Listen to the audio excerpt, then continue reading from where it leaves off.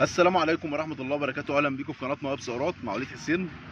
النهارده فيديو جديد كده يا جماعة، بوريكم فيه الإهمال اللي أنت بتبقى مأهمل في عفشة عربيتك وتسمع صوت، وبرغم كده مكبر دماغك. ولحظات، والله العظيم لحظات، وصاحب العربية دي كان ممكن يجرى له حادثة شنيعة. حادثة شنيعة. بصوا يا جماعة، زي ما انتم شايفين كده الجنط متاكل ازاي. متاكل ازاي ده بسبب ايه؟ بسبب ان العجله دي كانت سايبه. وطبعا الجنط عمره ما هيعمل كده غير لما يكون العجله دي سايبه بقالها فتره كبيره، يعني مش يوم ولا اتنين ولا تلاته ولا اربعه ولا اسبوع ولا اسبوع، ده بقى دي سايبه بقالها كتير، بقالها كتير قوي. بصوا يا جماعه، ده انا هوريكم كمان اللي اسوأ من كده. بصوا بصوا الصواميل، بصوا الصواميل اتاكلت ازاي. بصوا، بصوا الصواميل اتاكلت ازاي. بصوا يا جماعه الصواميل اتاكلت ازاي. بصوا المصاب، هوريكم بقى اللي اسوأ واسوأ. بصوا يا جماعه،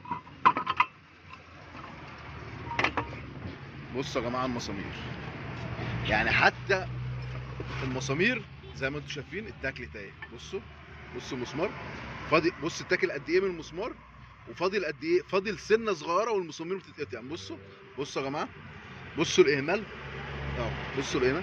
يعني عايز اقول اهمال ما توصفش، اهمال ما يتوصفش بجد. وبسبب اللي انت ممكن تبقى سامع صوت بسيط وطقطقه وتخبيط وايه، وتكبر دماغك، وتكبر دماغك في لحظات، والله العظيم يعني لحظات. طبعا اللي سايق العربيه، اللي جالب العربيه دي، بصوا حتى لو واخدين بالكم من السره، هتلاقوا ان السره نفسها الجنط معلم فيها اهو. بصوا الجنط ايه، معلم فيها من كتر الايه، كتر التخبيط فيها. طبعا انا مسافه ما اتحركت بالعربيه سنه، حسيت ان العربيه تتقلب بيا. كنت راجع مرشدين تاني، رحت حالل، كانت الطاسه طبعا زي ما انتم شايفين الطاسه راكبه. يعني ايه الطاسه راكبه ايه؟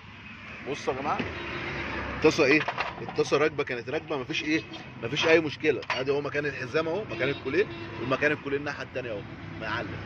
يعني الطاسه كانت راكبه. فخلي بالكم يا جماعه، الصيانه الدوريه وربنا هتنقذ حياتك من الموت. والله انا تعبت من كتر الكلام. زي ما انتم شايفين كده يا جماعه، دي المسامير. طبعا احنا نطرنا الاربع مسامير لان المسامير دي مش هينفع تركب تاني.